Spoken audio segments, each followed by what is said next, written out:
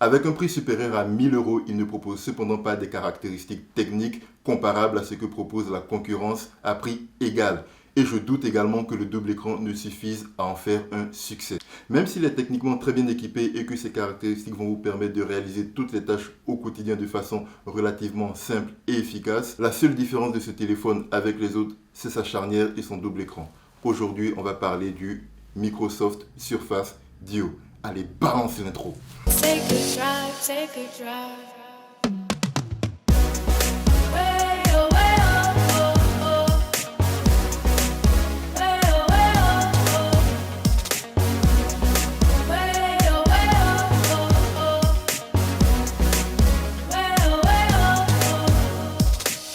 Eh bien, bonjour à tous et à toutes et bienvenue dans cette nouvelle vidéo TMJ aux commandes. Aujourd'hui, on va parler d'un appareil qui est assez atypique. Il s'agit du Microsoft Surface Duo. Sa particularité est de proposer deux écrans qui sont séparés par une charnière centrale, ce qui permet à l'appareil de pouvoir passer dans un mode plié comme cela, mais aussi, une fois déplié, de pouvoir devenir, on va dire, comme un téléphone plus classique en termes de taille. Il a été annoncé en octobre 2019 lors de la conférence de Microsoft qui avait dit que ce téléphone arriverait l'année d'après. Et c'est ce qui a été fait en septembre 2020. Il a été lancé aux États-Unis et il arrive aujourd'hui même, le 18 février 2021, sur le marché français. Et de prime abord, on va embrayer sur quelque chose qui est déjà un défaut, c'est le fait qu'il ait été annoncé en 2019. Il a été annoncé avec des composants qui étaient très bien en 2019, mais aujourd'hui, en 2021, il est complètement dépassé par rapport à ce que le marché propose. Il embarque le Snapdragon 855, c'est le processeur haut de gamme d'il y a 2 ans. Effectivement, ce n'est pas ce que l'on peut faire de mieux par rapport au Snapdragon 888 qui est actuellement dans la plupart des téléphones qui sortent cette année. Mais cela ne veut pas pour autant dire que le téléphone ne va pas fonctionner ou bien qu'il va ramer à toute utilisation. Et ça, je vais essayer de vous le démontrer dans cette vidéo.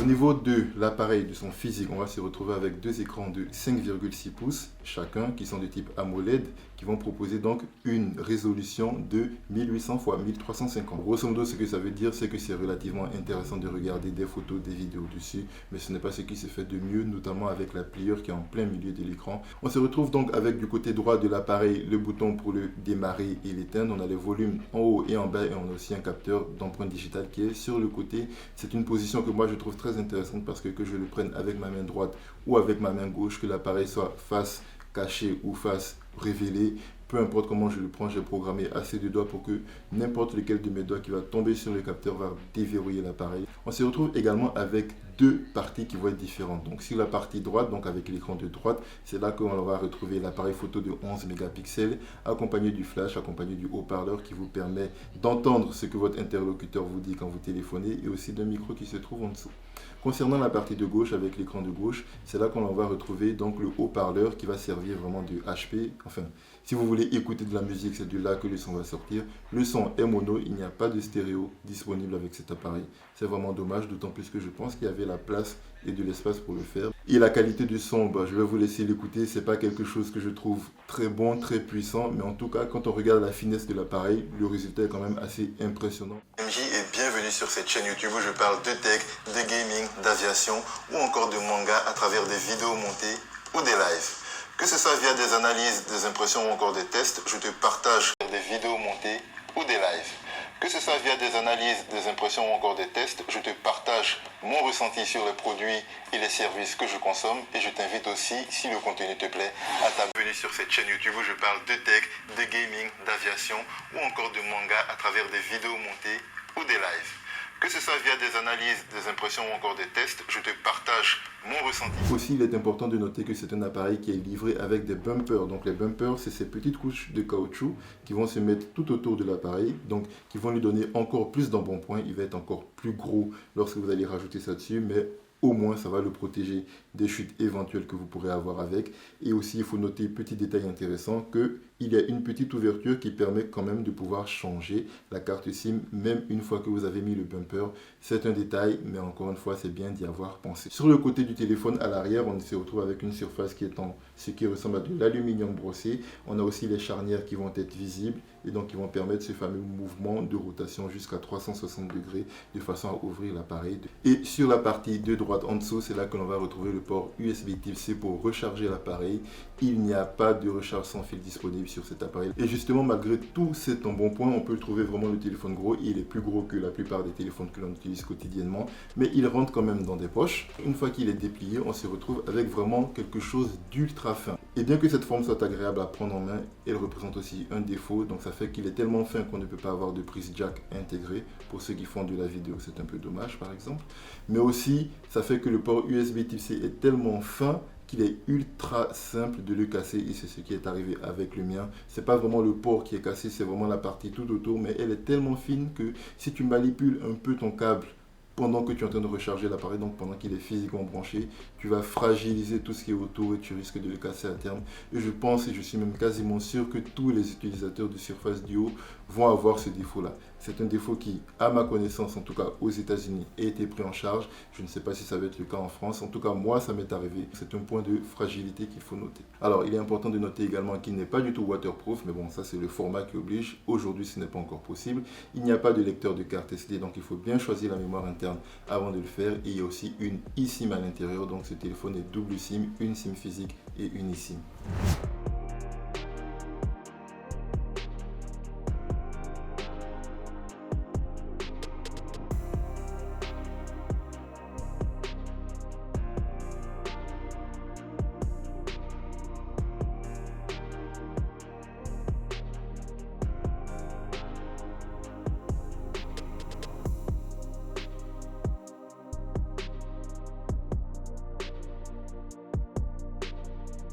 Premier défaut que l'on peut et que l'on va signaler, c'est son prix.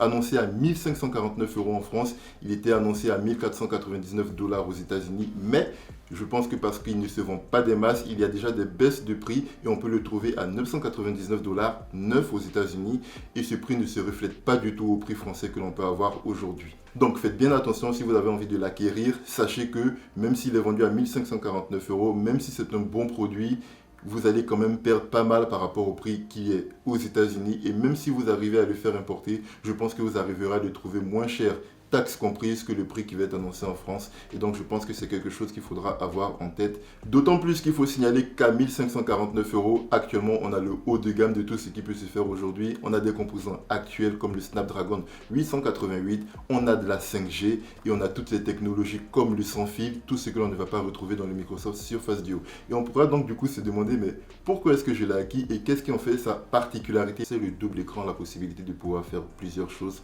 en même temps. Si vous me suivez d'ailleurs depuis plus longtemps sur ma chaîne, vous savez que je ne suis pas assez fan d'Android, je n'aime pas beaucoup ce système d'exploitation, notamment de leur politique au niveau de l'exploitation des données des utilisateurs. J'ai essayé autant que faire se peut d'éviter ce système. J'ai d'abord commencé mon aventure mobile avec les Palm, notamment le Palm Pre 2 et le HP Pre 3 qui ont été pour moi les meilleurs systèmes d'exploitation que j'ai obtenus et les meilleurs téléphones que j'ai utilisés de toute ma vie mobile et ce, même jusqu'à aujourd'hui avec le Surface Duo. Ensuite, j'ai basculé chez Windows Phone qui est devenu Windows Mobile. Il manquait notamment pas mal d'applications comparé à la concurrence, mais j'aimais beaucoup l'intégration qu'il y avait avec tout mon environnement qui fonctionnait autour des appareils de chez Microsoft. Et puis depuis environ 1 an et demi, j'avais basculé chez Yola parce que toujours je voulais éviter les cadors du marché, à savoir Android et iOS. Aujourd'hui, la plupart des appareils récents proposent le multitâche. C'est une fonction qui vous permet de partager votre écran en 2 parties afin de pouvoir en exploiter chacune pour une application différente. Il y a un problème qui est lié à ça. Le problème, c'est que les applications ne vont pas tous avoir une interface qui va s'adapter à un format plus petit. Et il va y avoir certaines applications qui vont être complètement amputées et ne plus avoir d'intérêt une fois que l'on va basculer en mode double écran. Par exemple, si on prend une application de GPS, il devient extrêmement difficile de prédire le prochain virage, le prochain événement qui va se passer. Et c'est quelque chose que j'ai personnellement expérimenté, ce qui m'a toujours rendu pour moi l'expérience du double écran sur mobile complètement inutile. C'est quelque chose que je n'utilisais pas parce que ça ne répondait pas à mes besoins et que ce n'était pas assez pratique à l'usage. Du coup, j'ai regardé avec beaucoup d'intérêt tous les téléphones qui proposaient une fonctionnalité pliante ou une fonctionnalité extensible parce que je trouvais là un grand intérêt lorsque l'on aime le multitâche de pouvoir avoir deux tâches séparées qui vont avoir beaucoup d'espace pour fonctionner et ne pas se gêner l'une avec l'autre. Fatalement, tout ce qui était Galaxy Fold m'a intéressé, tout ce qu'on trouvait aussi pareil chez Huawei avec le Mate X et le Mate XS, ça m'a beaucoup intéressé, c'est quelque chose que je regardais énormément, mais il faut dire que j'avais quand même pas mal d'appréhension sur les écrans pliables, que ce soit au niveau de leur fragilité, au niveau de leur résistance et au niveau de leur sensation. Il est assez important de noter également que sur les téléphones que je vous ai cités, les applications étaient séparées au milieu, mais elles étaient beaucoup plus en hauteur qu'en largeur, donc ce qui faisait que la navigation n'était pas toujours simple à une main. Il y a certaines applications type Word, Excel ou PowerPoint par exemple qui ne profitent pas du tout de l'expérience en longueur mais plutôt d'une expérience en largeur.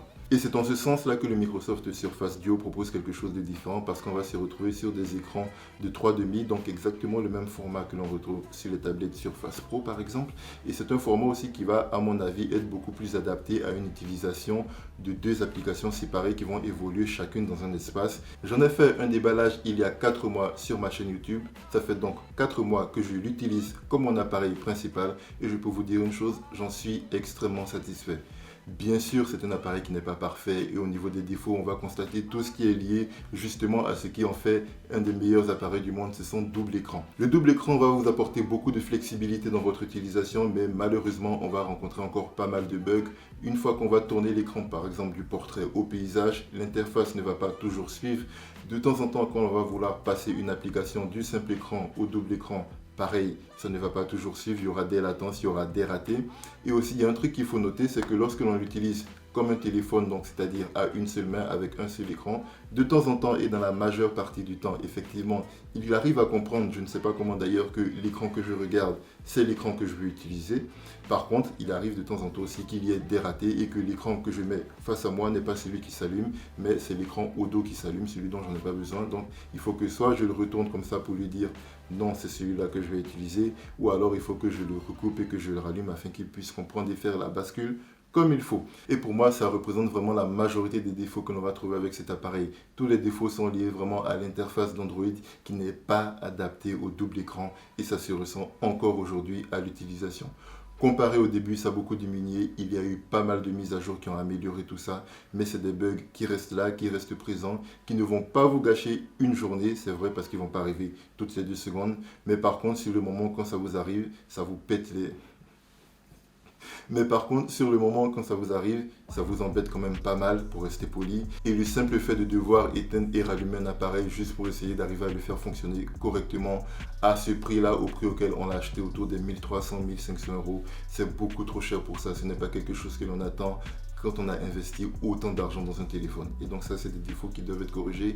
Heureusement, c'est des défauts qui sont logiciels et donc avec un peu de chance, si Microsoft poursuit ses efforts, ils arriveront à corriger ce bug-là avec le temps. Mais ça, on ne peut pas le savoir. Et surtout, donc, n'achetez pas un appareil pour ce qu'il va être plus tard, achetez-le pour ce qu'il est déjà aujourd'hui. Toujours pour continuer sur cette histoire de format de l'écran, il faut aussi noter que toutes les applications que j'ai utilisées sur le Surface Duo ne sont pas adaptées non plus à la taille d'écran qui est beaucoup plus large sur les côtés et beaucoup plus petite en hauteur. Et c'est quelque chose que j'ai constaté sur Instagram. J'avais essayé de créer une story et la story apparaissait bien sur mon appareil parce que le format il était adapté à mon appareil, mais sur les appareils des autres personnes qui l'avaient eu, vu que les téléphones sont beaucoup plus en longueur, il s'avérait que les phrases que j'avais mis étaient coupées au niveau de leurs extrémités et n'étaient pas lisibles pour les personnes qui le lisaient. Il s'agit là, à mon sens, d'un défaut de l'application Instagram en elle-même, parce que si tous les autres téléphones arrivent à se communiquer les uns les autres et à avoir des formats qui s'adaptent, je pense que c'est à Instagram de pouvoir intégrer Surface Duo comme des appareils qui sont utilisés et qui ont un format différent, qui doit donc s'adapter aux différentes tailles d'écran sur lesquelles ils sont diffusés. Donc autre chose aussi que l'on va critiquer avec cet appareil, c'est son appareil photo.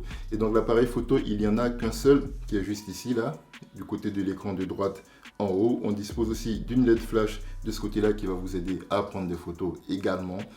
Alors les photos sont de piètre qualité, on va se dire les choses comme elles sont. Je vais vous faire quelques comparaisons par rapport à d'autres téléphones. Ils ne sont pas du même prix, c'est vrai, mais ça va vous donner une idée. Vous allez voir que vraiment la qualité que l'on va obtenir avec cet appareil là, c'est vraiment pas quelque chose de ouf, c'est pas quelque chose d'intéressant.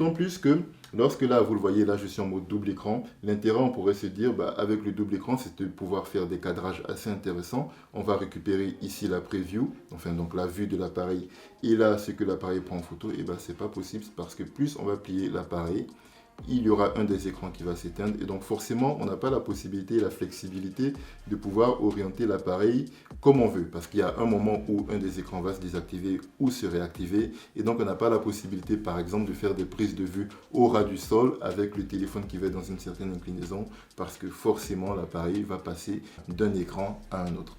Et justement cet appareil photo là a d'autres défauts autres que sa qualité. C'est un avantage à mon avis d'avoir un même appareil photo qui va vous servir pour vos photos en autoportrait que pour prendre aussi d'autres personnes en photo parce que pour moi il n'y a pas de différence de qualité entre les appareils que vous utilisez et moi personnellement c'est ce que je rechercherais sur un téléphone portable aujourd'hui. Aujourd'hui je trouve vraiment dommage d'avoir une très bonne qualité quand on prend des paysages en photo mais une fois que l'on veut se prendre en photo, on prend des photos d'une moins bonne qualité parce que les appareils photo frontaux sont de moins bonne qualité fatalement sur les appareils d'aujourd'hui. Et ici sur le duo on pourrait se dire que c'est un avantage parce qu'on a la même qualité à l'avant et à l'arrière.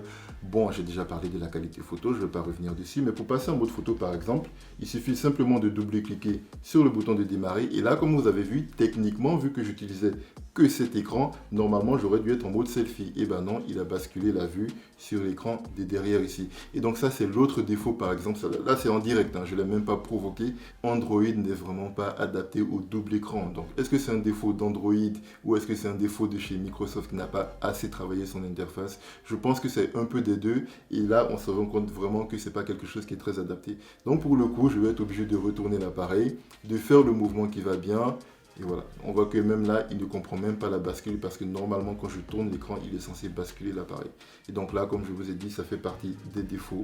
Bon, voilà, il a basculé tout seul. Voilà, vraiment vous avez en direct la plupart des choses que l'on va vivre avec cet appareil. Voilà, là il a rebasculé à l'arrière, on ne comprend pas. Bon, on va dire c'est peut-être parce que je vais le faire bouger un peu. Il y a un accéléromètre là-dedans qui est censé comprendre que vous êtes sur un écran ou sur un autre.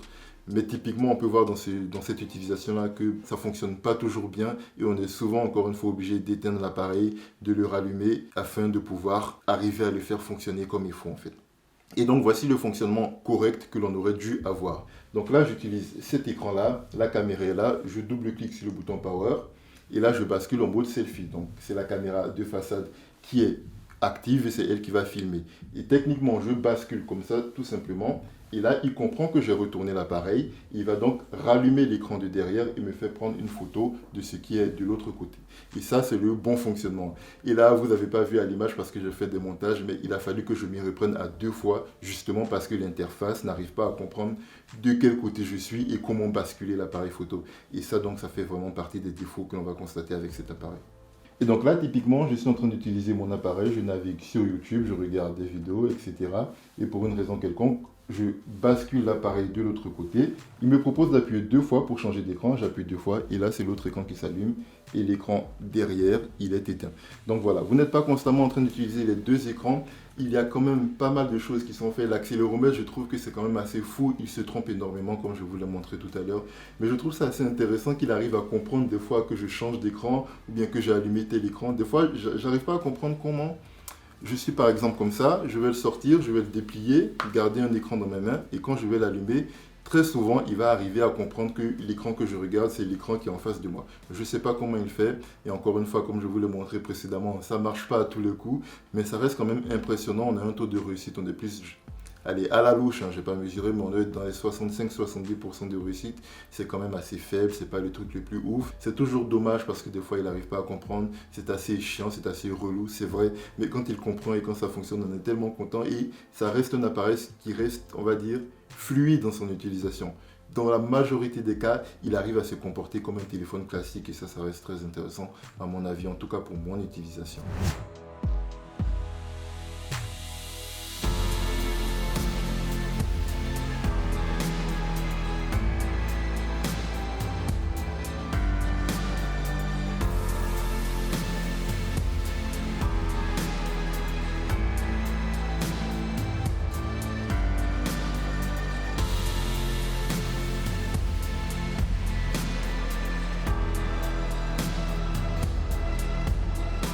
Au niveau de l'interface, cela fonctionne aussi de façon relativement simple. À partir du moment où vous avez les barres en dessous, ça veut dire que les gestes sont disponibles. Et donc là, typiquement, si je prends le côté gauche, par exemple, je vais vers le haut, je passe en multitâche. Si je relâche, je peux naviguer dans les applications ouvertes.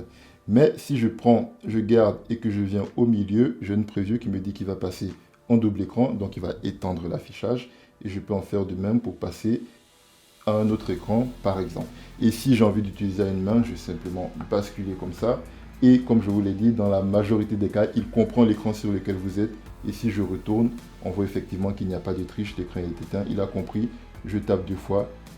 Et voilà, il va retourner l'interface. Donc voilà, il faut peut-être y aller vraiment très lentement, c'est vrai. C'est pas quelque chose qui est très intuitif, c'est vrai. Mais on voit que dans le fonctionnement, il arrive quand même à bien comprendre le passage d'une application d'un écran à un autre, il arrive à bien l'étendre et il arrive aussi à comprendre lorsque vous basculez d'une utilisation double écran à une utilisation simple écran. Comme vous avez pu le voir, on peut vraiment lancer 2 applications bien distinctes de façon séparée et ça a des avantages et des inconvénients.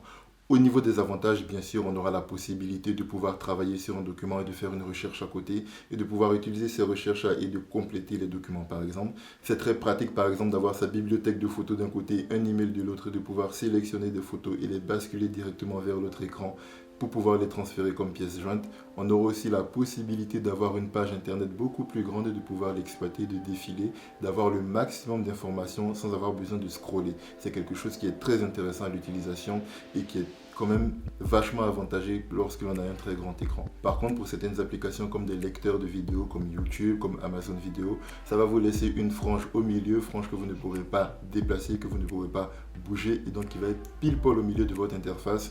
Lorsque vous allez jouer à un jeu de voiture, votre voiture va être coupée en son plein milieu, le paysage va être également coupé en son plein milieu. Ça va être plus intéressant d'utiliser même d'ailleurs un seul écran que même cette fonctionnalité de double écran.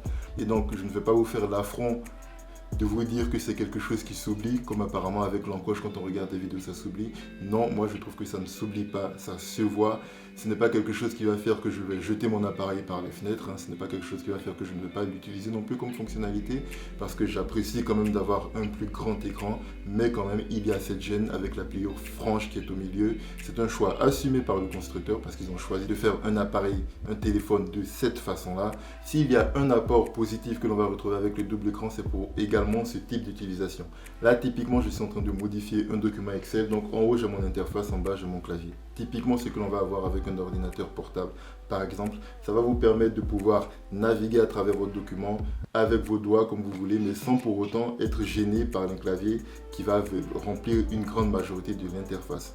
Et si également vous êtes honnête et que vous utilisez vos téléphones portables, on va dire classiques, qui ont des formats classiques, vous savez que c'est quelque chose qui de temps en temps peut être très dérangeant, c'est-à-dire que le clavier va remonter tellement qu'il va cacher l'interface de ce que vous êtes en train de faire et des fois vous êtes même dans l'impossibilité de voir ce que vous êtes en train de taper. Et aussi étrange que cela puisse paraître d'ailleurs, même si c'est un appareil qui est vanté pour le multitâche, qui est vanté pour la possibilité de faire plusieurs applications en même temps, lorsque vous utilisez un seul écran, vous n'avez pas la possibilité de les splitter en deux. Alors c'est une fonctionnalité que moi j'aimerais voir arriver dans le futur, mais sachez que dans l'état actuel, à moins d'utiliser des applications qui vont vous permettre d'avoir quelques fenêtres flottantes, ce n'est pas possible de façon native avec cet appareil-là. Puisque c'est également un appareil de la gamme Surface, il faut noter que les accessoires qui sont disponibles pour les autres appareils sont aussi compatibles avec celui-là, notamment le stylet. Vous avez la possibilité donc de dessiner avec ce petit appareil-là, ce qui peut être assez confortable. Vous avez d'un côté la chose que vous essayez de reproduire et de l'autre côté votre croquis. Donc ça, c'est les avantages du double écran par exemple. Vous avez aussi la possibilité d'utiliser tout ce qui est casque et oreillettes sans fil qui sont proposées par Microsoft. Ça va marcher aussi, ça va avoir la même compatibilité et vous pourrez également basculer d'un appareil à un autre. Il y a à mon avis une réelle différence à utiliser un appareil de ce type-là comparé au smartphone que l'on connaît de façon classique.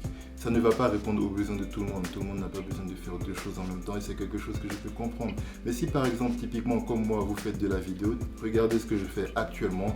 J'ai le retour de ma caméra sur un de mes écrans, mais avec l'autre écran, je peux pareil, regardez, tout simplement contrôler mes lumières, donc typiquement la lumière qui est là, on voit que ça s'éteint de ce côté-là. Et je peux également la rallumer et toujours contrôler ce qui se fait au niveau de mon appareil. Voilà, on retrouve grosso modo un fonctionnement qui ressemble beaucoup plus à ce que l'on peut faire avec un PC, et moi c'est exactement quelque chose que je cherche. Des appareils qui peuvent communiquer les uns avec les autres, ça c'est une chose, mais qui peuvent également limiter les différences que l'on va ressentir lorsque l'on va passer par exemple de son PC à son téléphone, et c'est ça que l'on va retrouver avec cet appareil-là. En parlant justement des interactions possibles avec les autres appareils Microsoft, j'ai la possibilité de recevoir mes messages directement sur ma tablette. J'ai aussi la possibilité de lancer des applications qui vont tourner sur le téléphone, mais j'aurai le retour sur ma tablette. Je trouve que c'est quelque chose d'assez intéressant. Ça fait donc que je ne suis pas obligé toutes les 2 secondes d'ouvrir et de fermer mon téléphone afin de pouvoir réaliser une simple tâche. C'est quelque chose que moi j'aime, et les interactions aussi entre les OS, c'est quelque chose que je trouve aussi assez intéressant et assez cohérent. On va aussi parler d'une fonctionnalité qui est assez accessoire aujourd'hui, tellement on ne l'utilise plus, mais c'est la fonction téléphone. Il faut savoir qu'il n'existe à ma connaissance aucun raccourci pour pouvoir décrocher lorsque on reçoit un appel et que l'appareil est fermé. Il faut obligatoirement l'ouvrir pour que ça décroche un appel téléphonique. Et le problème, c'est que à deux mains, ça ne représente aucune difficulté, voilà, simplement. Mais lorsque vous avez quelque chose dans une main et le téléphone dans l'autre, vous arrivez à le sortir comme vous pouvez de votre poche. On vous appelle, et pour décrocher, il faut arriver à le manipuler comme ça, basculer avec son corps pour pouvoir l'ouvrir, et une fois qu'on l'a ouvert, c'est décroché automatiquement et on peut répondre en appel. C'est quelque chose de complètement fastidieux, et ça fait partie des usages qui sont vraiment basiques. Un téléphone, ça sert aussi à téléphoner, et avoir toute cette gymnastique de gestes à faire juste pour pouvoir décrocher un appel, c'est quelque chose que je trouve dommage. Ça aurait été intéressant à mon avis de mettre un haut-parleur et un micro ici, et simplement lorsque tu appuies sur un bouton, ça décroche et tu peux parler. Et s'il y a besoin, par exemple si c'est de la visio, après tu peux ouvrir ton écran et tu peux l'utiliser pour simplement dialoguer avec ton interlocuteur. Aussi, autre avantage de la charnière que je n'avais pas dit précédemment, c'est que vous avez la possibilité de pouvoir régler cette charnière dans toutes les positions possibles. Donc voilà, vous avez la possibilité de le mettre comme un ordinateur et d'avoir le clavier ici et de pouvoir taper dessus, ça peut être intéressant. Vous avez la possibilité de le mettre comme ça et de regarder une vidéo d'un côté, ça peut être intéressant. Notez d'ailleurs que lorsqu'il est dans cette position-là, un seul des écrans est activé, donc vous ne pourrez pas regarder 2 vidéos différentes de chaque côté.